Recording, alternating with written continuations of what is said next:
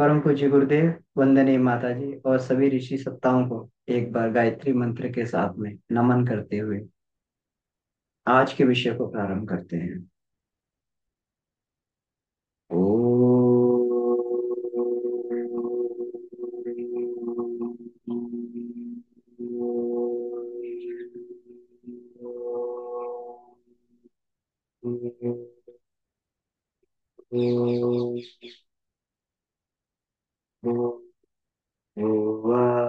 स्वः तत्सवितुर्वरेण्यं भर्गो देवस्य धीमहि धियो यो नः प्रचोदयात्।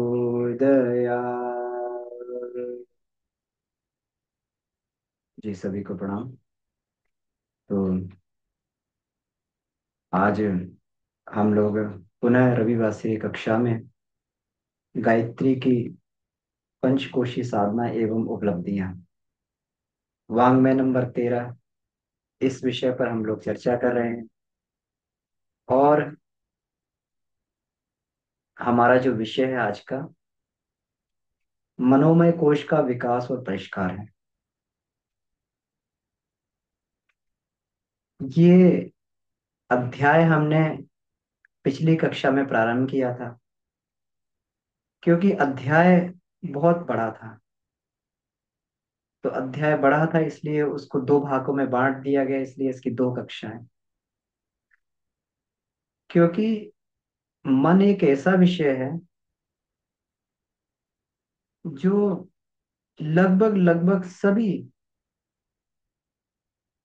सामान्य व्यक्तियों को उनकी गहन शोध का विषय रहता है, सबसे अधिक परेशान करता है और सबसे अधिक समय लेता है बदलने के लिए। तो मनोमय कोश के परिचय पर, मनोमय कोश की गहनता पर बहुत गंभीर चर्चा होनी चाहिए। ये मनोमय कोश के विषय में जानकारी की हमारी तीसरी कक्षा है। हम लोग जिस प्रकार से हम लोगों ने प्राण के कण कण को हम लोगों ने उसके मूल सिद्धांतों को समझने का प्रयास किया, उसी प्रकार मन के मूल सिद्धांतों को समझने का प्रयास हम लोग को करना पड़ेगा। नहीं तो अगर यह ज्ञान नहीं रहेगा तो फिर मन हमेशा वही अभ्यस्त बना रहेगा कि जो जन्म जन्मांतरों में जो पाशविक वृत्तियां हम लोग के साथ में चिपक गई हैं, उन्हीं वृत्तियों को लेकर व्यक्ति रोता कलपता रहेगा और परेशान रहेगा। परेशान क्यों रहेगा? क्योंकि वह पशु नहीं है, वह नर योनि में है, वह मनुष्य योनि में है। तो इसलिए पशु का आचरण नहीं कर सकता, लेकिन क्या करे, आदतें तो पाशविक ही हैं। वो बार बार स्वभाववश पाशविक वृत्तियों का अनुसरण करेगा। लेकिन क्योंकि जीवात्मा अब इस नए कलेवर में आ चुकी है और वो इसको स्वीकार नहीं करेगी, तो एक अंतर्द्वंद की स्थिति, आंतरिक कलह की स्थिति हमेशा बनेगी। एक अंदर का महाभारत हमेशा बना रहेगा और व्यक्ति कभी शांत नहीं रहेगा। सब कोई व्यक्ति से पूछो कि आपको क्या चाहिए, कि भाई कुछ देर के लिए शांति चाहिए, संतुष्टि चाहिए, सुख चाहिए, आनंद चाहिए। सब व्यक्ति यही चाहते हैं, लेकिन खोजते कहाँ हैं? अगर कोई व्यक्ति यात्रा करना प्रारंभ करे, भारत की यात्रा करना प्रारंभ करे और उसे दिल्ली जाना है, उसे उत्तर दिशा में आगे बढ़ना पड़ेगा। अगर वो दक्षिण की दिशा में चलता चला जा रहा है और कहे कि दिल्ली मुझे मिल जाए, तो ऐसा संभव नहीं है।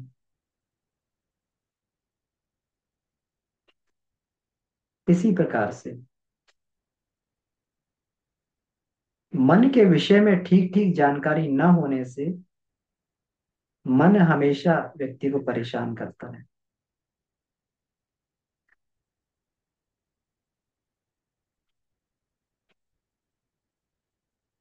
आत्मा मांग रही है कि हमें मनुष्य की गौरव गरिमा अनुरूप जीवन चाहिए, तभी वो शांति भी अनुभव करेगी। लेकिन शांति मिलती व्यक्ति के अंतःकरण में शांति है, अंतर्मुखी होकर शांति मिलती है, लेकिन ढूंढता कहाँ है? बाहर संसारिक साधनों में व्यक्ति शांति ढूंढता चला जाता है, सुख ढूंढता है। यात्रा उसकी बिल्कुल एकदम 180 डिग्री के एंगल पर हो जाती है। उत्तर में चलना चाहिए, दक्षिण में चलता चला जा रहा है, दक्षिण में दिल्ली ढूंढ रहा है। अंदर शांति ढूंढनी चाहिए, बाहर ढूंढता ढूंढता और अशांत होता जा रहा है, और अशांत होता जा रहा है।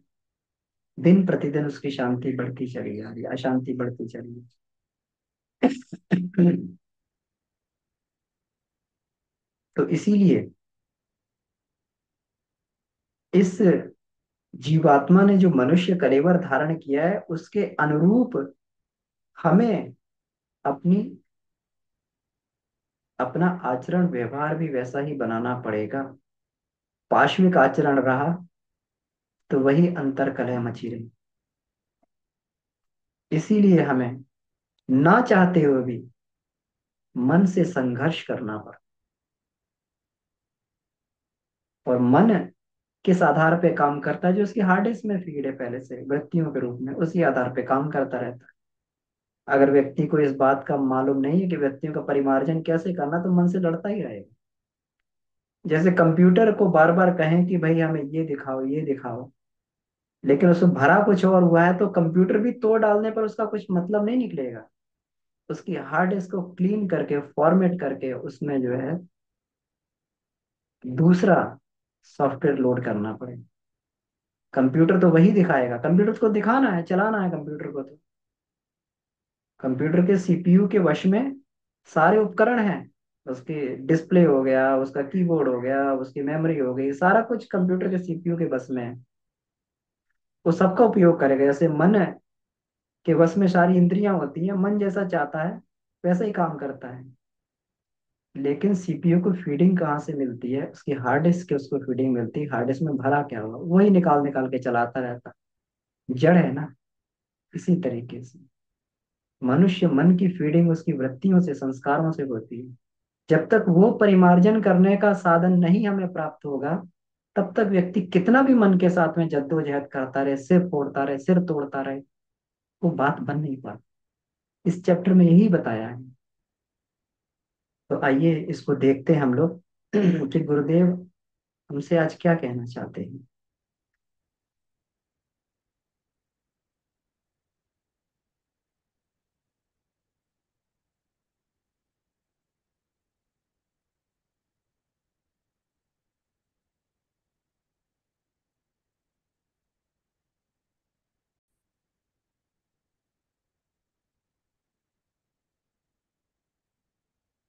तो पीछे वाला थोड़ा सा हम लोग रिकैप करके चलते हैं। पिछली बार हम लोगों ने ये पढ़ा था कि कोई भी गहन से गहन समस्याओं को जो है मानसिक क्षमताओं के द्वारा सुलझाया जा सकता है। ये सतत लड़ा जाने वाला महाभारत है, जहां पर इसको मनोविकारों से सतत लड़ने की बात ये करनी पड़ती है। पूरी के पूरे शरीर की सत्ता पर मानसिक सत्ता का ही आधिपत्य रहता है।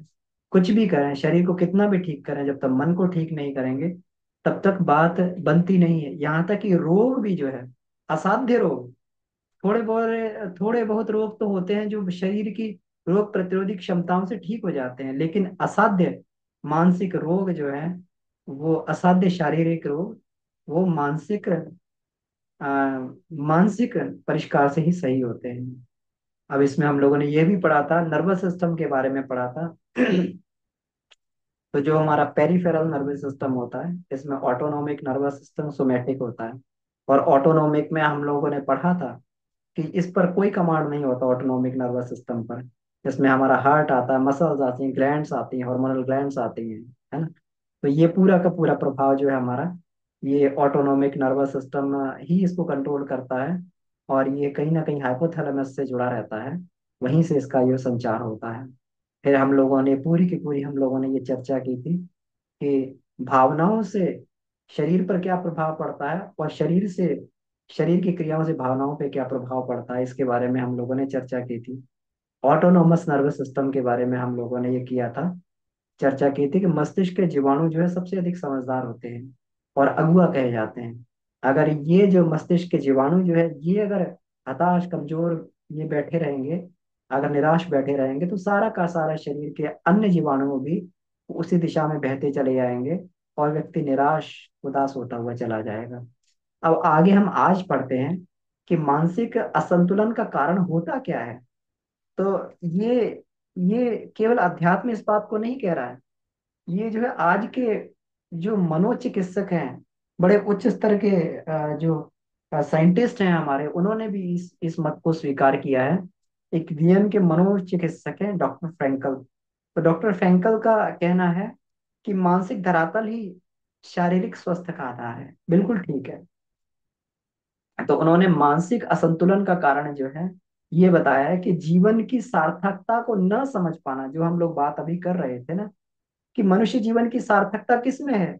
मनुष्य जीवन की सार्थकता इसमें है कि मनुष्योचित जीवन का निर्वाह किया जाए, जो मनुष्य के लिए डिसिप्लिन बनाए गए हैं उनका निर्वाह किया जाए।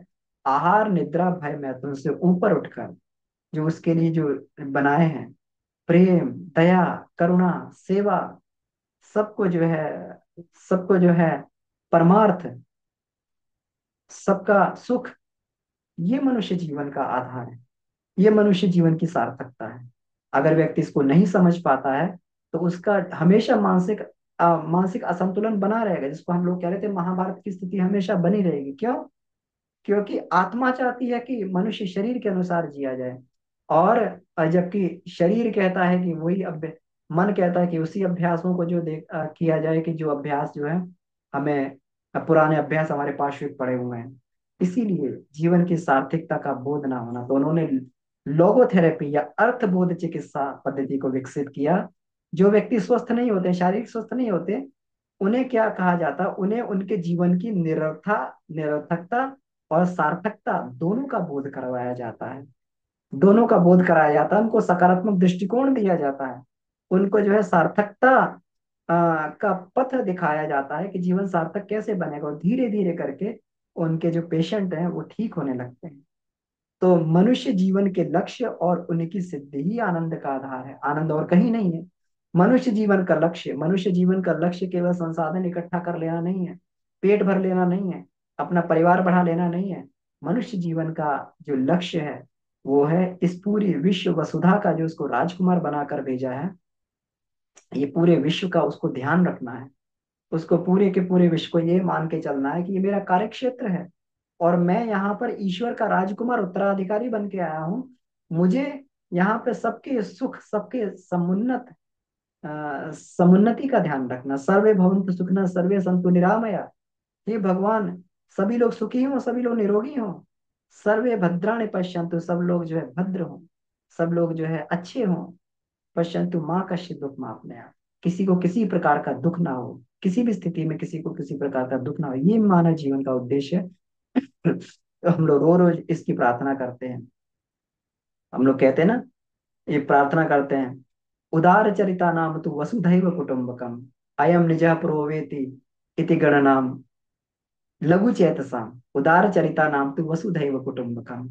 ये मनुष्य जीवन का उद्देश्य है, उदार चरित होकर पूरे विश्व को ही अपना परिवार माने। तो जब तक इस लक्ष्य का बोध नहीं होगा तब तक उसके आनंद का सिद्धि नहीं होगी। यही उसके आनंद का आधार है। कितना भी हम धन दौलत इकट्ठा कर लें, कितने भी सांसारिक संसाधन इकट्ठा कर लें, अगर ऐसी बात होती तो जितने भी संसार में अमीर लोग हैं, जितने भी संसार में पैसे वाले हैं, संसाधन युक्त लोग हैं, आनंद उनकी तिजोरी में होता। लेकिन हम लोग ये देख पाते हैं कि उन्हीं के पास आनंद नहीं है। विश्व के सबसे धनाढ्य व्यक्ति जो है माइक्रोसॉफ्ट के जो ये हैं, माइक्रोसॉफ्ट के जो मालिक हैं, तो उसमें बिल गेट्स, तो बिल गेट्स ने कहा कि मेरे जीवन में अब जितना भी पैसा है उसका कोई मेरे जीवन में मतलब नहीं है, कोई मायने नहीं है मेरे जीवन। तो कितना भी अब उतना संसार का सबसे धनाढ्य व्यक्ति जब ये बात कह रहा है कि पैसे का वो कोई बहुत बड़ा महत्व अब मेरे जीवन में रहा नहीं, तो हम लोग देख सकते हैं उन्होंने अपने पैसे से चैरिटी करना प्रारंभ कर। भारत में बहुत सारी जो चैरिटी के लिए वो लोग पैसा देते हैं, अलग अलग जगह पे जो है चैरिटी के लिए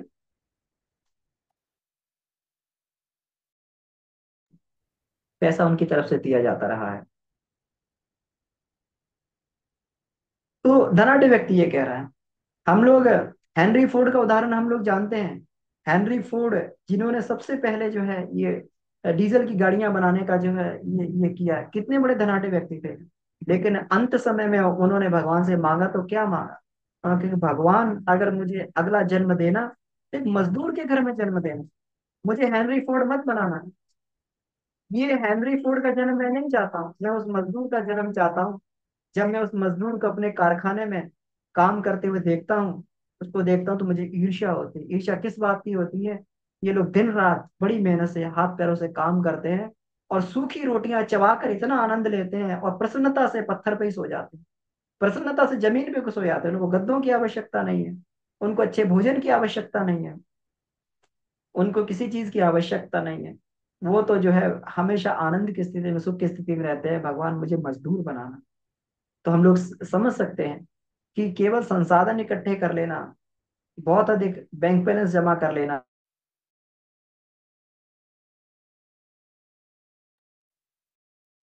ये मानसिक, ये जो है मानवीय जीवन का सार्थक उद्देश्य नहीं हो सकता है।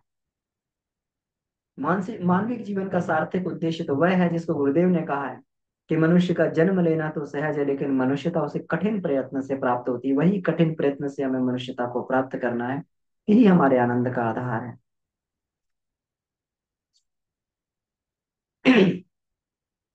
अब इसमें हम लोग ये देखें कि जितना भी मतलब जो शारीरिक हमारी बीमारियां होती हैं, जिसको हम ये कहते हैं, तो शारीरिक बीमारियां किससे मानसिक नकारात्मकता से होती हैं। शरीर पे बहुत प्रभाव पड़ता है मानसिक नकारात्मकता का। इसमें देखिए कितना बढ़िया बताया कि जो हमारे नर्वस, जो हमारी न्यूरो डिजीजेज होती हैं, तंत्रिकी रोग का कारण गंदे दबे हुए विचार होते हैं। न्यूरो डिजीजेज जो होती हैं हमारी, ये जो है जिसको हम लोग कहते हैं ना न्यूरो साइको न्यूरो डिजीजेस, तो ये जो है तंत्र की रोग के कारण दबे हुए गंदे विचार ही होते हैं। क्योंकि जो हमारा हाइपोथैलेमस है, ये हमारा सबकॉन्शियस माइंड है। अगर इसमें नकारात्मक विचार है तो नकारात्मक से जो सेक्रेशन ही करेगा, क्योंकि पिट्यूटरी ग्लैंड से जुड़ी हुई है हाइपोथैलेमस से। और अगर पिट्यूटरी ग्लैंड अगर इससे जुड़ी हुई है, पिट्यूटरी नेगेटिव सिक्रेशन करेगी क्योंकि मास्टर ग्लैंड है, तो सारा का सारा हार्मोनल सिस्टम जो है पूरा का पूरा नकारात्मक चिंतन ही करने, नकारात्मक सिक्रेशन करेगा और तरह तरह के बीमारियां हमें हो जाएंगी। किसी कोई डायबिटिक हो जाएगा, कोई जो है कोई जो हाइपरटेंशन का शिकार हो जाएगा, किसी को जो है थायराइड का रोग हो जाएगा, किसी कुछ हो जाएगा, किसी कुछ हो जाएगा, तरह तरह के रोग जो इससे हो जाते हैं। अब इसमें कहा गया है, शरीर शास्त्रियों का भी यह मत है कि मात्र मानसिक चित्तों के आधार पर ही नहीं, अनेक शारीरिक बीमारियां जो है उत्पन्न होती हैं। Influence of the mind upon body, doctor Tuke ने कहा है कि विक्षिप्तता, मूढ़ता, अंगों का निकम्मा हो जाना, पित्त बनना, पांडु रोग, पीलिया, केश पतन, रक्ताल्पता, घबराहट, मूत्राशय का रोग, गर्भाशय में पड़े बच्चे का अंग भंग हो जाना, चर्म रोग, फुंसियां, फोड़े, एक्जिमा आदि अनेक स्वास्थ्य नाशक रोग केवल मानसिक शोक और भावनात्मक उद्वेलन के कारण होते हैं। ये बहुत बड़ी बात। कितने रोग जो हैं इनमें से, और जो है सामान्य रूप से हम इन्हीं रोगों से पीड़ित रहते हैं, लेकिन इसमें बताया है कि गुरुदेव ने ये सब जो है मानसिक मानसिक जो ये हमारा नकारात्मकता है, यही इसका ये कारण है। यही हमारे जो है ये होते हैं। कई बार व्यक्ति देखता है कि चेहरे पे झाइयाँ, फोड़े, फुंसी और ये सब निकलते रहते, व्यक्ति बाहर ट्रीटमेंट करता है, ऑइंटमेंट लगाता है, डर्मिटोलॉजिस्ट के पास में जाता है कि चर्म रोग हो गया हमें, लेकिन वो समझ नहीं पाता है कि ये हो जाता है। एक बार एक बार की बात है, ये हमारा प्रैक्टिकल किया हुआ है। प्रैक्टिकल किया हो, जब हम इतना इसमें अध्यात्म की इसको इतना नहीं समझते थे, तो बहुत दिन तक एक नकारात्मक चिंतन हमारे अंदर बना रहा, नकारात्मक चिंतन हमारे अंदर बना रहा। और हमें भयंकर जो है खुजली का रोग हो गया, भयंकर खुजली, शरीर में भयंकर चर्म रोग हो गया। तो ये जो है, ये चर्म रोग कैसे भी ठीक नहीं हो रहा था, बड़े से बड़े ऑइंटमेंट और ये सब डॉक्टर से ट्रीटमेंट करवाया, चर्म रोग ठीक ही नहीं होता था। तो फिर गुरुदेव के साहित्य को पढ़ा तो फिर वो समझ में आया कि ये सब इससे होता है। तो फिर मानसिक परिष्कार पर बहुत ध्यान दिया। मन में कैसे भी नकारात्मक विचार ना आ जाए, ये नकारात्मक विचार ऐसे ही होता है जैसे दूध में मक्खी पड़ जाए तो हम उसको पीते नहीं है। और जैसे ही जो है हमारे थॉट प्रोसेस में, हमारे चिंतन में एक भी नकारात्मक विचार होता है तो पूरा का पूरा थॉट प्रोसेस बेकार हो जाता है। वो फिर चिंतन लायक नहीं रहता है। पूरे के पूरे उसको उसको थॉट प्रोसेस को वॉश करना पड़ता है। इसीलिए गुरुदेव ने कहा है कि एक नकारात्मक विचार को मारने के लिए हजारों सकारात्मक विचारों की फौज खड़ी कर देनी चाहिए। तो फिर जब हमने ये अपनाया तो ये ठीक हो गया। डॉक्टर विंसन पील भी जो है एक उदाहरण देते हैं। विंसन पील, जब हमने चेतन अचेतन सुपर चेतन पढ़ रहे थे, उसमें उदाहरण भी आया था डॉक्टर विंसन पील का था। डॉक्टर विंसन पील डॉक्टर भी थे और पादरी भी थे। तो एक बार एक स्त्री जो है उसको बहुत ये हुआ, कई बार हम लोगों ने इस कथा की चर्चा भी की है। एक बार एक स्त्री को जो है बहुत परेशान हो गई, इंटरनल एक्जिमा हो गया। तो वो जब एक्जिमा हो गया, जब वो खुजाती थी, खुजलाती खुजलाती उसके हाथ पैरों से खून आने लगता था, इतना ज्यादा जो है खुजलाना, खुजलाहट, उसको एक्जिमा की शिकायत हो गई। अब जो है डॉक्टर के पास गई, डॉक्टर ट्रीटमेंट देते थे लेकिन वो सही नहीं होता था उसका। बड़ी परेशान हो गई, किसी ने सलाह दी कि आप एक काम करो, आप वहां चले जाओ, आप जो है डॉक्टर विंसन पील से मिलो। तो डॉक्टर विंसन पील के पास में गई, तो डॉक्टर विंसन पील के पास में जाकर उसने अपनी व्यथा को कहा। उसने कहा कि आप ऐसा सोचो कि आपके जीवन में कोई ऐसी गलती है, कोई ऐसी भूल है मानसिक स्तर की जिसको आपने दबा के छुपा के रखा हुआ है। तो उन्होंने कहा कि ऐसा तो कुछ नहीं है, कि फिर भी सोचो। उसने कहा कि हाँ, एक गलती मुझसे हुई थी और वो उसका बोध बार बार मुझे होता रहता है। बार बार उसकी ग्लानि, गिल्टी फील होती रहती है बार बार मुझे, कि अच्छा क्या थी। कि एक बार ऐसे ही मैं किसी अभी एक कंपनी में अकाउंट्स में काम करती हूँ, और मैंने अकाउंट में हेरा फेरी करके और कुछ धन वहां से जो है चुरा लिया था। और वो मुझे किसी विशेष परिस्थिति में आवश्यकता थी, मैंने उस धन को चुरा लिया। मेरे मालिक को पता नहीं लगा। लेकिन मेरा अंतःकरण उसके लिए कचोटता रहता है मुझे। यही आपके यही आपके जो है आपकी इस समस्या का मूल कारण है। अगर आप बचना चाहती हो तो कंपनी के मालिक के सामने जाकर अपनी भूल को स्वीकार कर लो, प्रायश्चित करो कि अगर मैं ऐसा करूंगी तो मेरी नौकरी चली जाएगी।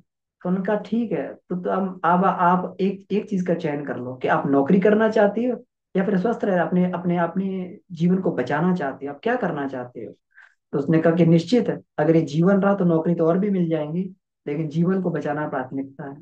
उसने अपने मालिक के सामने जाकर उसने इस भूल को स्वीकार किया कि आपको मालूम नहीं था, मुझे जो है बहुत आवश्यकता थी, मैंने अकाउंट्स में हेर फेर करके, गड़बड़ी करके, मैंने जो है ये धन ऐसे ऐसे मैंने गड़बड़ कर दिया था। और जिसका क्या कभी किसी को पता नहीं लगा। लेकिन मैं डॉक्टर विंसन पील के सुझाव के अनुसार जो है मुझे उसको आपके सामने स्वीकार करने के लिए बोला गया। तो मैं इसको स्वीकार करती हूँ। आप चाहें तो कुछ भी जो है आप कोई भी डिसीजन ले सकते हैं। तो मालिक ने कहा अगर तुम नहीं बताती तो मुझे पता नहीं लगता, और तुमने इसको स्वीकार किया तो मैं प्रसन्न हूँ तुमसे। और तुम जितना भी चाहो, जितने दिनों तक भी चाहो, तुम इस कंपनी में जॉब कर सकती हो। तुम्हारे लिए कोई किसी प्रकार की समस्या नहीं है। कहते हैं कि उस स्त्री का ये स्वीकार करना ही उसके रोग के निवारण का कारण बन गया। और उसका बिल्कुल जो धीरे धीरे करके ये समाप्त हो। हमारे जितने भी हमारे धर्म संप्रदाय सारे हैं, सब में प्रायश्चित का विधान सब में है। कोई व्यक्ति अगर चर्च में जाता है तो कन्फेशनरी बॉक्स बना होता है कि वहां पर अपनी की हुई गलतियों का कन्फेशन किया जाए और फिर उसको निर्मूल किया जाए, उसके लिए प्रायश्चित किया जाए। हमारे यहाँ जो है जिसको प्रायश्चित के लिए जो कठोर विधान बने हुए हैं, चंद्रायण जैसे कठोर विधान बने हुए हैं, जिसको कृष्ण शांतपन कहते हैं। कृष्ण शांतपन, अगर कुछ गलतियां हो गई हैं तो चंद्रायण करके कठोर उससे जो है अपने भूलों का, गलतियों का प्रायश्चित किया जाए। ग्रंथि अपने ये भी है इसमें जो है, ये तपश्चर्या भी आती है इसके अंतर्गत। इसको जो है तपश्चर्या भी आती है, उसके अंतर्गत हम लोग यही करते हैं, अपनी भूलों का ये करते हैं। और निष्कासन तब जैसे बोलते हैं, अपनी भूलों को हम लोग प्रकट करके अपने गुरु के सामने उसका प्रायश्चित करते हैं। तो धीरे करके एक एक एक समाप्त होती चली जाती है। इसलिए अगर हम चाहते हैं कि शारीरिक बीमारियां न हो तो मानसिक जो है नकारात्मकता से हमें दूर होना चाहिए। इसी प्रकार परिष्कृत दृष्टिकोण स्वस्थ स्वस्थ उदात्त चिंतन और आदर्शवादी विचारधारा सूक्ष्म शरीर को तेजस्वी प्रखर बनाती है। व्यक्ति कोई बहुत ज्यादा कुछ खाए नहीं, लेकिन कुछ बहुत ज्यादा कुछ खुराक ना ले, लेकिन एक सात्विक तेज व्यक्ति के ऊपर बना रहता है। शरीर में एक लालिमा बनी रहती है। बुद्ध क्या खाते थे? कई कई बार तो उन्हें कई कई दिनों तक भोजन नहीं मिलता था, लेकिन एक एक जो है अलग तरीके की मस्ती उनके चेहरे पे रहती थी। जो भी आता था आनंद मग्न हो जाता उनके चेहरे पे देख। गुरुदेव क्या खाते थे? हम सब जानते हैं गुरुदेव क्या खाते थे, क्या खाया उन्होंने जीवन भर? ना नमक लिया, ना मिर्च लिया, ना घी लिया, ना तेल लिया, कुछ भी नहीं लिया। बस एक जो है वही सवा सेर छाछ, और जो है और 4 मुट्ठी जौ, जौ का आटा, उतना ही, उतने भर से जो है अपना पूरा का पूरा जीवन चलाते रहे। लेकिन उनके चेहरे पर जो तेज था, ब्राह्मी तेज था, ब्राह्मी आभा के चेहरे पे थी। जिस किसी को भी गुरुदेव से मिलता था, गुरुदेव का अपना होता हुआ चला जाता था। यही होता है एक परिष्कृत चिंतन, दृष्टिकोण तेजस्वी शरीर को तेजस्वी और प्रखर बनाता है।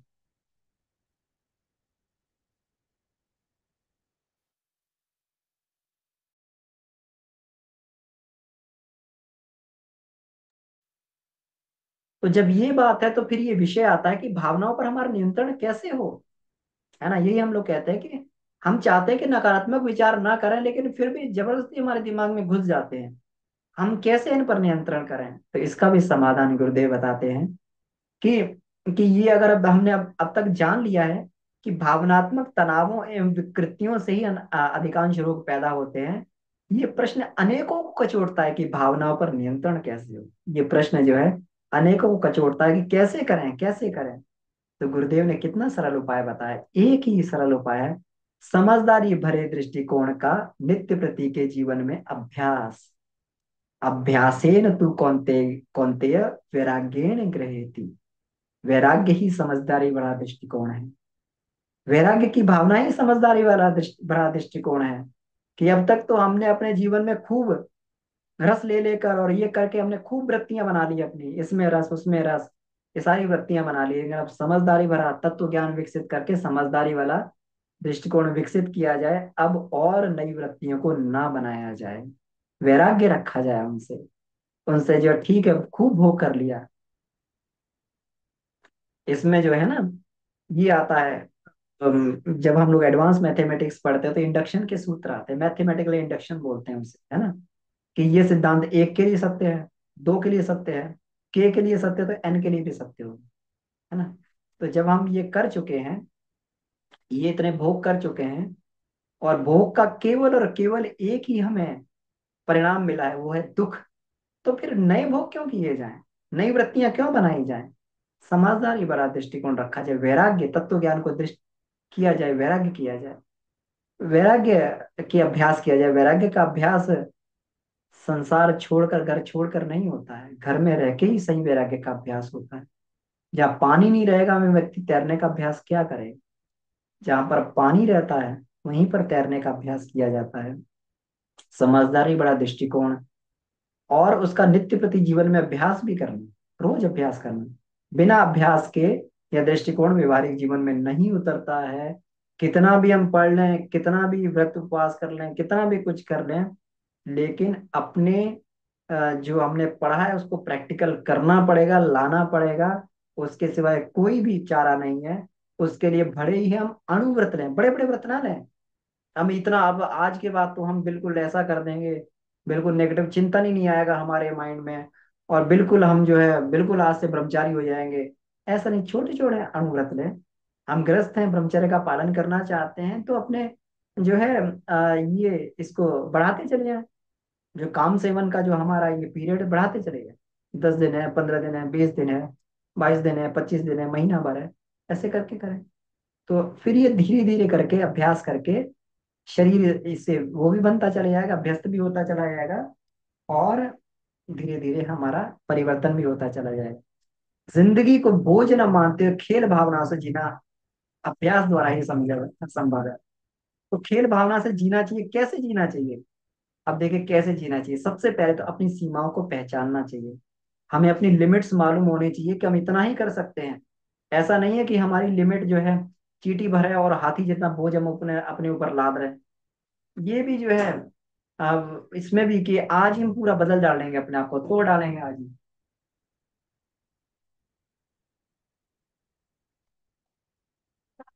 तो इसमें जो है, ये हम इसको ये कर सकते हैं। तो समझदारी बड़ा, अपनी सीमाओं को व्यक्ति को पहचान से लिमिट्स को पहचानना चाहिए। व्यक्ति अपनी लिमिट्स को नहीं पहचानता है, तो फिर लिमिट्स को ना पहचानने की वजह से उसको जो है ये परेशानियों का सामना करना पड़ता है। अब जितनी शक्ति हमारे पास है उसका बेस्ट यूटिलाइजेशन करना। अब ये नहीं कि आज से हम कुंडलनी जगा लेंगे और अथाह शक्ति प्राप्त कर लेंगे और फिर उस पे जो है सारा सारा कहते हैं ना कि कुंडलनी जागरण से सारे रोग भस्म हो जाते हैं। ये इसके पीछे बहुत गहन रहस्य है। कुंडलनी जागरण से ऐसे रोग भस्म नहीं होते हैं, संस्कार भस्म नहीं होते हैं। कुंडलनी जब जागती है तो हमारे तमोगुण रजोगुण को चबा जाती है, साधक के अंदर के नकारात्मकता को चबा जाती है। गलती करे नहीं कि उसका तुरंत दंड, गलती करे नहीं कि उसका 10 गुना दंड। इतना दंड साधक को भोगना पड़ता है, क्योंकि जिम्मेवारी बढ़ जाती है। आपके पास शक्ति आ रही है तो उतनी जिम्मेवारी भी आपकी बढ़ती जाएगी। नहीं करेंगे तो एडवर्स इफेक्ट भी होता है, मार भी बहुत पड़ती है। तो इसलिए जितनी भी हमारे पास शक्ति है, उसका सदुपयोग करना चालू करें। अब ये नहीं कि हम बहुत सारी जो है, शक्ति तो अपने आप आत्मा से आती रहती है। जितनी शक्ति चाहिए आत्मा उतनी देती रहेगी हमें, लेकिन उसका सदुपयोग का ये करें। मैं की चीख पुकार से मुक्त होकर अपने दायित्व को समझना चाहिए और निभाना चाहिए। कि नहीं, मैं ही सही हूँ, मैं ही सब कुछ कर रहा हूँ, मैं ही ये हूँ, मैं वो हूँ। अपने दायित्व को समझे और निभाएं, कर्तव्य भावना से काम करें। सृजनात्मक वृत्तियों में जीवन को निरंतर विकसित करते रहना चाहिए। यही एक राजमार्ग है, एकम एव। सिर्फ इसके सिवा दूसरा कोई रास्ता नहीं है। किसी भी प्रकार से हम जो है अपने ऊपर नियंत्रण नहीं कर सकते। गुरुदेव ने बता दिया एकमेव, यही केवल ये राजमार्ग है जिससे अपने जीवन को, अपने मन को पर नियंत्रण स्थापित किया जा सकता है, अपने आप को बदला जा सकता है। इसमें सारी की सारी गीता का भी पूरा का पूरा ज्ञान इसी में।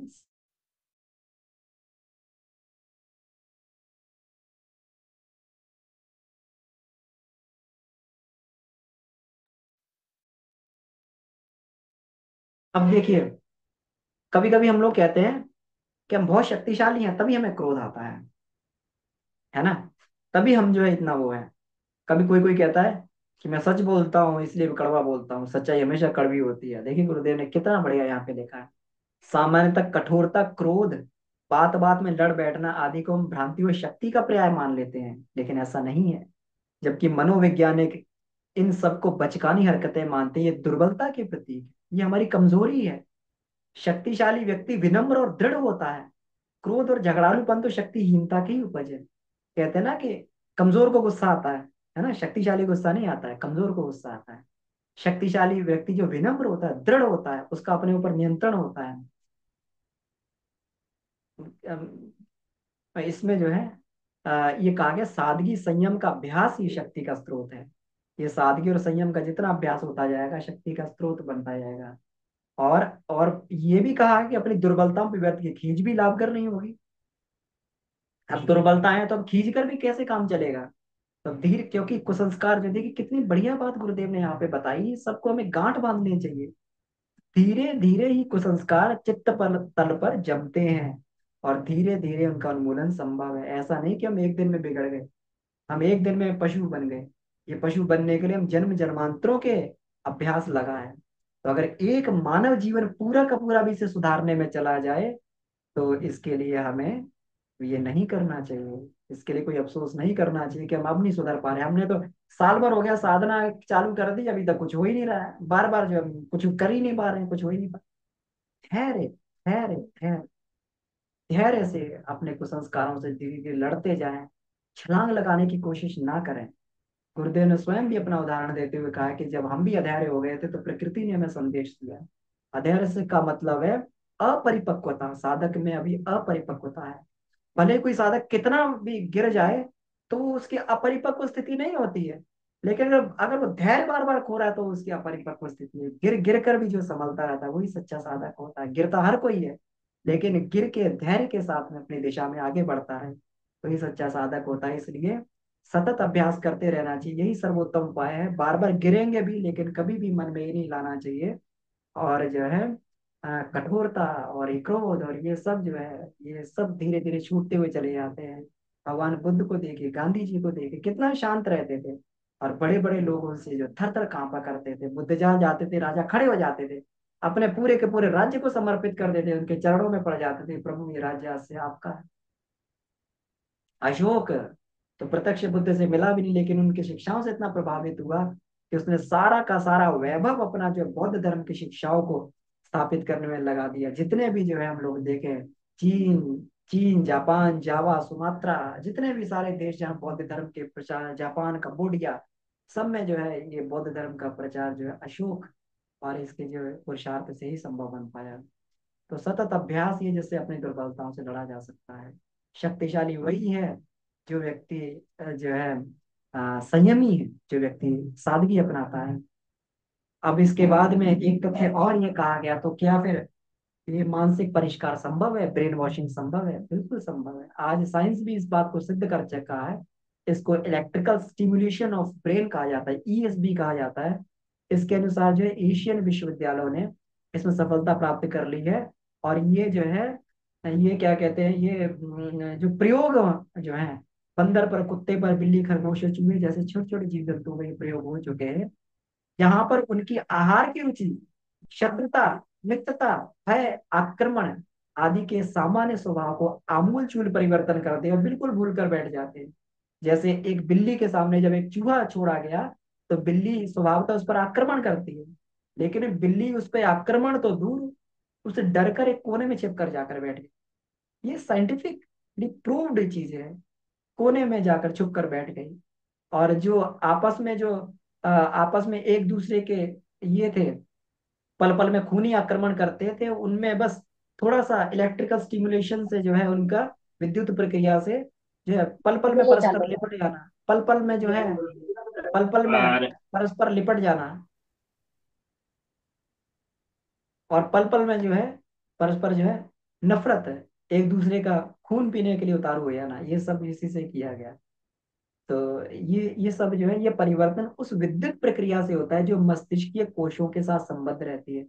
हमारे अंदर जितने भी सारा ट्रांसमिशन होता है, ये विद्युत शक्ति के द्वारा न्यूरो ट्रांसमीटर आपस में एक दूसरे के आपस में ट्रांसमिशन करते हैं। इसी वेव्स फॉर्म में जो है इसको मस्तिष्क को देखा जाता है। ईईजी के रूप में हम जो है इसको एनालाइज भी कर सकते हैं। इसको alpha state, beta state, theta state, gamma state, ये सब डेल्टा स्टेट बोलते हैं। अब मानव का जो मस्तिष्क होता है अधिक परिष्कृत होता है इससे, जीव जंतुओं से। और ये इसमें प्रतिरोधी क्षमता भी अधिक होती है। मनुष्य को कोई विचार दिया जाए इतनी जल्दी एक्सेप्ट नहीं कर लेता, उसमें प्रतिरोधी क्षमता होती है। इसलिए उसके लिए और अधिक प्रयास करने पड़ेंगे, उसमें पूर्णतः सफलता प्राप्त करने के लिए मनुष्य की brain washing in electrical signal के माध्यम से इसमें ये करना पड़ेगा। लेकिन जो भी सिद्धांत अभी सामने आए हैं उससे निश्चित हो गया है कि मनुष्य को जैसा चाहे वैसा सोचने के लिए, उसको गतिविधियां मान्यता अपनाने के लिए बाध्य किया जा सकता है। अब देखिए इसमें जो है, ये गुरुदेव ने अब आगे क्या लिखा है कि मनोमय कोश की साधना द्वारा मस्तिष्क क्षेत्र की धुलाई की जा सकती है। जो हम ब्रेन वॉशिंग की जो है ईएसजी के माध्यम से कह रहे थे, वो उसके अलावा जो है ये यहाँ electrical stimulation of brain ESB के माध्यम से। लेकिन मनोमय कोश जो है केवल ब्रेन वॉशिंग नहीं करता है, ये तो केवल ब्रेन वॉशिंग करते हैं, ये ब्रेन वॉशिंग नहीं करता, उसे समुन्नत भी बनाता है, सुसज्जित भी बनाता है, सुसंस्कृत भी बनाता है। मनोमय कोश जो है पूरे के पूरे शरीर पर अपना आधिपत्य स्थापित किए हुए, पिछली बार ही हम लोगों ने पढ़ा। तो जब प्रवीणता, पारंगतता, सफलता जैसी अनेक उत्साहवर्धक विभूतियां जो मनोमय कोश की साधना से विकसित होने लगती है, इससे केवल ब्रेन वॉशिंग नहीं होता है। साधना की सिद्धि का सिद्धांत हर क्षेत्र में काम करता है। गुरुदेव ने कहा कि श्रम करते तो पुरस्कार मिलता ही मिलता है। अध्यात्म साधना के संबंध में भी यही बात है कि वे तथ्यों पर आधारित है, लॉजिक से है उसके। और अगर वो तथ्यों पर आधारित हो और उसको सही दिशा में मार्गदर्शन में किया जाए तो निश्चित सफल होती, लाभ मिलना सुनिश्चित है। गुरुदेव ने तो ये बता भी दिया है कि 10 साल में व्यक्ति आत्म साक्षात्कार कर सकता है। मनोमय कोश को जागृत परिष्कृत करने के प्रयत्नों में सबसे अधिक प्रमुखता जो बताई गई है, ध्यान और एकाग्रता को प्रमुखता बताई गई है। ये लेकिन बिना मनोनिग्रह के ये भी संभव नहीं हो पाता। ध्यान में एकाग्रता कैसी आएगी? जब चित्त ही चंचल रहेगा तो कैसे बन पाएगा? लेकिन जब चित्त की चंचलता, मनोनिग्रह जो व्यक्ति का बैठ जाता है, होने लगता है, तो व्यक्ति फिर उस ध्यान अवस्था में पहुंच जाता है जहां पर प्रचंड संकल्प बल से वो जो एक निश्चित दिशा में अपने ये करके और चित्त की सफाई करने लगता है। ये इसी को गायत्री साधना में कहा गया है कि साधना में ही वही क्षमता है जो व्यक्ति के अहंकार को बदल सकती है। अहंकार का मतलब यही हो गया कि उसका जो है एक विशेष दिशा में उसका नियोजन कर देना, है ना। लक्ष्य का एक विशेष दिशा में नियोजन कर देना, है ना। फौजी लोग जो है कितना जो है उनका उनका जो है सहज रूप से उनका ब्रह्मचर्य सदा रहता है। क्यों? कि उनके मस्तिष्क को एक निश्चित दिशा में नियोजित करके उनको एक काम दे दिया जाता है। उनका जो है कितने कितने अपना 6 6 महीने तक, साल साल भर तक वो अपने परिवार से दूर रहते हैं। कितना बढ़िया ब्रह्मचर्य उनका मन वो सदा रहता है। और फौजी व्यक्ति लेकिन कितना जो है अपने जीवन में वो रिटायरमेंट के बाद में भी कितना जो है ओजस्वी रहता है, कितनी क्षमता उसके अंदर होती है, कितना एनर्जेटिक रहता है ना। हमारे बीच में जो है राजेश भैया है, तो हम लोग देखते हैं जब क्लास का वो करते हैं, संचालन करते हैं, कितनी एनर्जी उनके अंदर होती है ना। तो ये जो है एक प्रत्यक्ष उदाहरण है। तो मनोमय कोश में जो ध्यान और एकाग्रता जब हमारी सदी आती है, हम लोग जब उपासना करते हैं, तो उपासना में ही अपने ध्यान के द्वारा हम लोग माँ से प्रार्थना करते हैं, गुरु से प्रार्थना करते हैं कि हमारे अंदर की विकृतियों को दूर करे। भर्गो देवस्य धीमहि धियो यो न प्रचोदयात्, भर्गो देवस्य धीमहि धियो यो न प्रचोदयात्। हमारे पाप को नष्ट करे और हमें जो है सन्मार्ग की ओर प्रेरित करे। बार बार ये रिपीटेशन करके अपनी बुराइयों का चिंतन करके उस पर प्रत्यक्ष उस पर आघात किया जाता है। धीरे धीरे हमारी ये बुराइयां समाप्त होने लगती हैं। साधना अपना वास्तविक रूप से काम करके हमें इस स्तर पे पहुंचा देती है कि हमें सोचने में बाध्य होना पड़े कि हम आज वो नहीं है जो 5 साल पहले थे। तो बहुत बहुत आभार, यही इस चैप्टर में दिया गया था। तो इस विषय को ये समाप्त करते हुए अब हम लोग कुछ इसमें प्रश्न हो या चर्चा हो तो चर्चा करते हैं।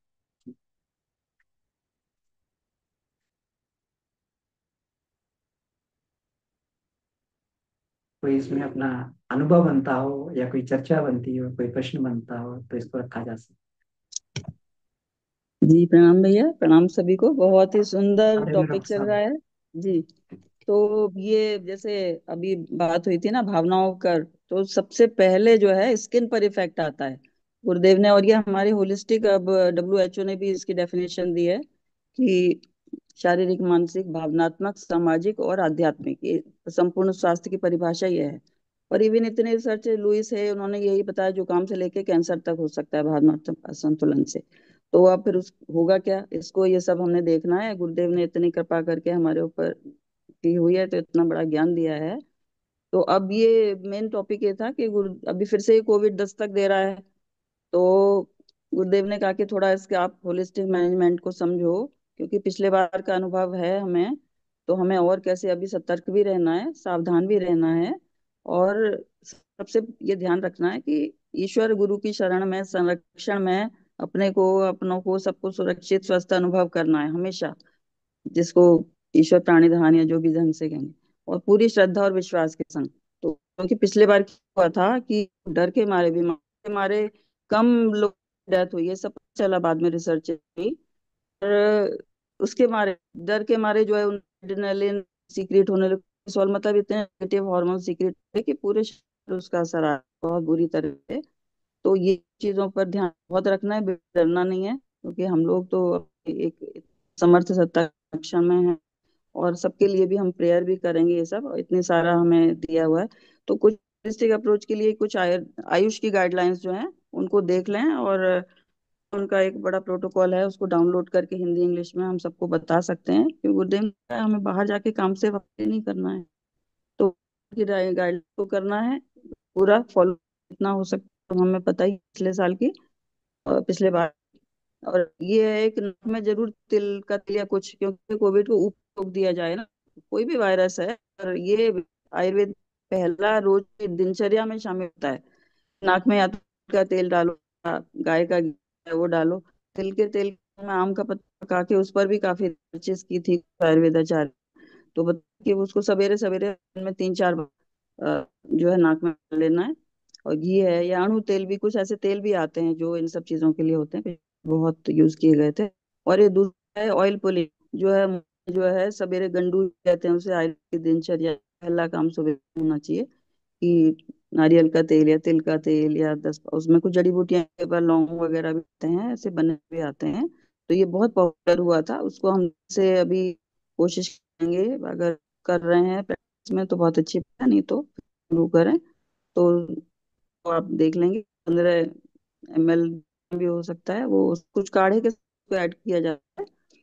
उनको फिर हम लोग मुंह में आते रहें तो इस एरिया के जितने भी हैं वायरस बैक्टीरिया और ये बहुत कई चीजें होती हैं, और वो फिर उस पर भी काम करता है हमारे आगे जितने भी ये सब नेगेटिव चीजें यहाँ पर होती हैं उसको बाहर स्पिट कर दें, उसको निकल तो उसको लेंगे। ठीक है। और फिर बताया गया है तो आयुष वाले भी हैं, योग प्राणायाम ये सब गुरुदेव कृपा करके हम दे दिया। सत्संग, सत्संग कितना सुंदर चल रहा है। तो स्पिरिचुअल इम्यूनिटी को बढ़ाना, ये फिजिकल इम्यूनिटी पर तो बहुत बातें आ रही हैं कि च्यवनप्राश खा लो और ये खा लो, वो खा लो, उससे ये हो जाए। हमें इस पर भी ध्यान देना। ये सब ओजस परा ओजस इसी से बढ़ता है। या फिर यज्ञ चिकित्सा भी हम होलिस्टिक अप्रोच में ले सकते हैं, तो हमारे पास तो इतने सारे तरीके हैं। तो उसमें थोड़ा वन सामग्री में रिसर्च हुई थी, जागरी जो है ये इम्यूनिटी बूस्टर है और के लिए अगेंस्ट काम वायरल इन्फेक्शन। तो जागरी गिलोय नीमती ब्राह्मी वगैरह ये हम हवन सामग्री ऐड कर दें तो बहुत ही और अच्छा रहेगा। और भी कुछ चीजें हो सकती हैं। फिर ये जो काढ़े बताए गए हैं उनको भी बिल्कुल यूज करें। और ऑरा क्लीनिंग, चक्रा क्लीनिंग, बैलेंसिंग बहुत जरूरी है, क्योंकि ये दोनों चक्र काम करता है। जो भी है ये viral infection usually Covid type का है, तो ये अनाथ चक्र पर बहुत ज्यादा नीचे तक अगर पहुंच गया, क्योंकि करके हमारे लोग अनाथ चक्र पैर खराब हो गए थे, बिल्कुल छोटे हो गए थे। अनाहत चक्र ट्राई करता है लंग्स को, तो आपने इसको ठीक नहीं रखा तो वह भी आपको लंग्स की प्रॉब्लम हो जाएगी, अपने फेफड़े जो है प्रॉब्लम करने लगे, एनर्जी सप्लाई नहीं मिलेगी। ये सब चीजें लोगों को नहीं पता थी ना। और विशुद्धि चक्र को बहुत ठीक रखना है, तो इसलिए हम लोग कर रहे हैं। कुछ आप विशेषण वगैरह भी बताएंगे जो जो इन दोनों के लिए हैं, मतलब स्पेशल एक पैकेज बताएंगे भैया तो बहुत रहेगा। और जैसे ये विशुद्धि चक्र और इतनी सुंदर हमारा उदाहरण ये सब चीजें ले रही हैं, तो हमने स्पेशल फोकस इस पर देना है। ये है। और ट्रेनिंग के लिए बहुत सारे तरीके अपने को दिए हुए हैं, जैसे मंत्र शक्ति से भी होता है, सूर्य देव की ऊर्जा से होता है, यज्ञ से होता है, और भी जो है। तो विशुद्धि चक्र को और अनाहत पर विशेष ध्यान देना है हम सब। और दूसरा यह है कि अब रिसर्च आए और ऐसी एक्सीडेंटल हो गई वो लोगों के पास, फिर काफी जो है दिया गया। तो ये जो है ऑक्सीजन देती है हमें पता था, पर लोगों ने देखा ऑक्सीमीटर सबके पास रेडी चाहिए, कुछ ऐसी बेसिक मेडिसिन थी वो भी सब करना चाहिए। तो पल्स ऑक्सीमीटर से अपना वो देख ऑक्सीजन लेवल, तो वो देखा वो थोड़ी देर ऐसे चलते चलते थोड़ी देर बाद वहां चले गए तुलसी के पौधे के पास, तो देखा तो अरे तो ऑक्सीजन लेवल फिर बढ़ गया। फिर वो वापस आए तो देखा फिर घट गया। तो इस तरह कई किया गया और कई लोगों पर ये पता चल गया कि तुलसी के पौधे के जाके पल्स ऑक्सीमीटर ऑक्सीजन लेवल बढ़ गया है। तो ये तो बहुत ही अच्छी बात है। तुलसी का संबंध वैसे भी बुद्ध से और ये विशुद्धि से भी, मतलब चीजें इंटर रिलेटेड है हमारी। लोगों का संबंध ये से बुद्ध से है, ये थ्रोट का विशुद्धि का। तो ये सब चीजें भी हैं। तो हम लोग ज्यादा से ज्यादा ऐसे मौसम भी है प्लांट्स लगाएं, तुलसी पौधे ज्यादा से ज्यादा लगाएं, घर में अंदर करते रहें क्योंकि उनको धूप चाहिए, बदलते रहें और उन फायदे में रहें, क्योंकि दिव्य वो हीलिंग एनर्जी हमें मिलती है। और उसमें तो बहुत सारी हीलिंग एनर्जी, बाकी तो हमको पता है, तो उनके मल्टी फायदे हैं। तो उसमें थोड़ा सा ध्यान देगा। और अभी तो समय हो गया जी, सबको प्रणाम। तो सब लोग हम मास्क, बाकी गवर्नमेंट की गाइडलाइंस ये सब करना है वो एक अलग है, पर ये सब चीज हम लोग ऐड कर लेंगे और बिल्कुल निर्भीक होके एकदम रहेंगे, तो कुछ नहीं बिगड़े। और कुछ पैन नहीं होना है, सब रहना है। तो इसी भाव में हम लोग रहना है। ये सबको प्रणाम, धन्यवाद। जी डॉक्टर साहब, बहुत बहुत धन्यवाद। प्रयास भी करेंगे एक अलग से कक्षा इसके लिए रखी जाए और इसमें हम लोग को इसकी जानकारी हो डिटेल में विस्तार से। जी। अलका दीदी, आपका हैंड रेस था, कुछ आप पूछना चाह रही थी? जी भैया, भैया दी अब मैं प्रणाम। सिर्फ यही कह रही थी कि हमारा जो ऑरा क्लीनिंग दीदी ने जो अभी बताया, ऑरा क्लीनिंग और हमारे चक्रा क्लीनिंग, उनको अच्छे से करने के लिए जो आप मेडिटेशन और जो भी कराएंगे, तो उसके लिए कुछ दिनों के लिए वही कराया जाए तो बेस्ट रहेगा।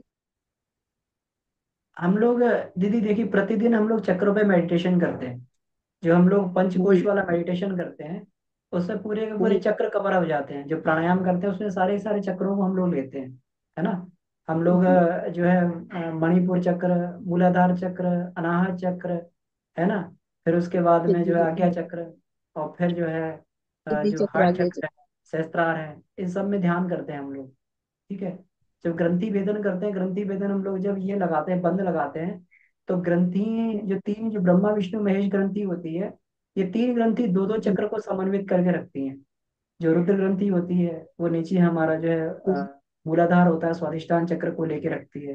जो विष्णु ग्रंथि होती है वो हमारा मणिपुर और अनाहत चक्र को पूरे कंबाइन करती है।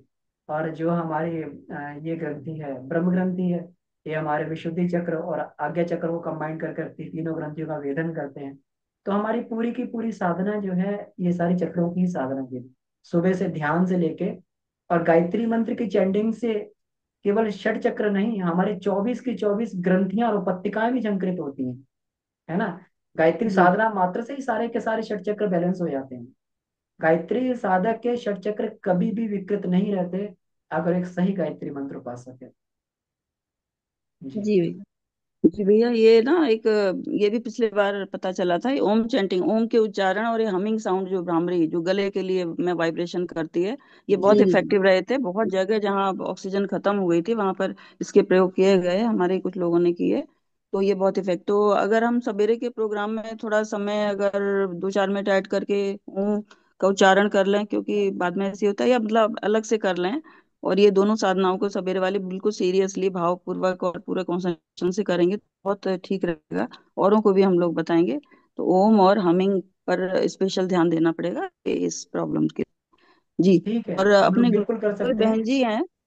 जी। जी। एक बहन जी हैं वो जिन्होंने प्राणिक हीलिंग कोर्स किया पिछले, शायद वो बता रही हैं कि अगर एक क्लास ले लें, ये सब औरतों को और ठीक रखें जनरली, ये सब साधना तो कर ही रहे हैं, क्योंकि ये बार बार बिगड़ते और बनते रहते हैं। जरा सा कुछ लेट हुआ फटाफट बिगड़ा, फिर वो हो रहा, या बहुत सारी चीजें वो, क्योंकि इन्होंने कोर्स किया हुआ है। अगर थोड़ा सा हमें कोई बहन भाई जो भी हैं क्लास ले लें किसकी, तो सबको ज्यादा फायदा होगा। और ये तो एक अच्छा सब्जेक्ट, मतलब हमेशा ही काम आने वाला है ना। और ये सब चीजें तो होलिस्टिक अप्रोच से हम चलेंगे। एक क्लास आप करा दीजिए जिसमें ये सब ऊपर के चीजों को हम बेटर, जो जो कर सकते हैं पैकेज सा बना देंगे, कि जिसमें कौन कौन से आ सकते हैं। स्पेशल फोकस अभी करना ही पड़ेगा। जी भैया, थैंक यू। बिल्कुल ठीक है। तो इसमें जो है हम लोग एक क्लास पढ़ने के लिए की रख सकते हैं। तो हमारे बहुत सारे शिक्षक हैं जिन्होंने विधिवत इसका कोर्स किया है। तो वो इसमें ये कर सकते हैं। जी। तो और किन्हीं का कोई प्रश्न हो तो हम लोग चर्चा कर सकते हैं, नहीं तो समय हो गया तो फिर यहीं पे इसको समापन भी किया जा सकता है। हाँ भैया। जी प्रणाम। भैया, भैया आपने की बात बोली थी इसमें कि एक नकारात्मक विचार को मारने के लिए हजारों सकारात्मक विचारों को लाना चाहिए। तो भैया कोई एग्जाम्पल बताइए, हम कैसे कर सकते हैं इसको? हाँ दीदी, तो देखिए, जैसे हम लोग एक एक कहते हैं कि हमारे अंदर एक काम वासना का विचार आ गया, है ना। तो काम जी। वासना का विचार आ गया, उसके लिए हजारों प्रतिपक्षी ब्रह्मचर्य के विचार हमें रखने पड़ेंगे। जैसे ब्रह्मचर्य से हमारा शारीरिक बल बढ़ता है, ब्रह्मचर्य से हमारा ओज बढ़ता है, ब्रह्मचर्य से हमारे जो है दृष्टि में हमारी शक्ति बढ़ती है ना। ब्रह्मचर्य से हमारे चमक बढ़ने लगती है ना। ब्रह्मचर्य से जो है हनुमान जी में कितनी ये आ गई थी, ब्रह्मचर्य से स्वामी विवेकानंद में कितना जो है ताकत आ गई थी, है ना। स्वामी विवेकानंद कितना कितना जैसे स्मरण शक्ति बढ़ जाती है। स्वामी विवेकानंद कोई एक किताब पढ़ते थे, पूरी रात भर में किताब पढ़ देते थे, और रात में पढ़ के सुबह वापस करे आते थे, है ना। स्मरण शक्ति बढ़ जाती है। तो इस तरीके से हमें पूरा का पूरा जो है कोई भी एक जिसको नकारात्मक चिंतन, नकारात्मक विचार है, उसके परिप्रेक्ष्य में हमें जो है हजारों उसके सकारात्मक लाभों को देखना पड़ेगा, है ना। तो इस तरीके से जो है हजारों सकारात्मक लाभों को देखते हुए जो है हम लोग ये कर सकते हैं। तो भैया मतलब जैसे अगर बार बार आ रहे हैं तो वो बार बार मतलब वो रिपीट करते रहे बार तो। बार रिपीट करते रहें, बार बार अपना सकारात्मक चिंतन में अपना मस्तिष्क लगाते रहें। जी। जी। जी भैया। वैचारिक थैंक यू लड़ाइयों में भैया। सतत लड़ते ही रहना है। भले ही अब वो अलग बात है, कुसंस्कार हावी है, लेकिन लड़ाई तो हमें छोड़नी नहीं है। अंतिम सांस तक हमें लड़ते रहना है, वैचारिक लड़ाई तो करते ही रहना है। ओके भैया, थैंक यू भैया, प्रणाम भैया। जी जी, प्रणाम।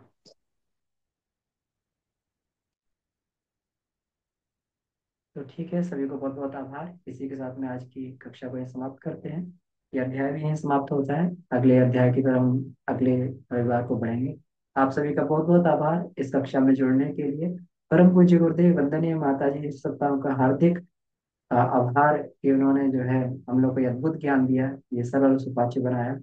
इसी के साथ आज की कक्षा को समापन करते हुए आइए शांति पाठ करते हैं। ओम शांति शांति शांति। जी समाप्त। सभी को धन्यवाद। Thank you. जी को प्रणाम। जी प्रणाम।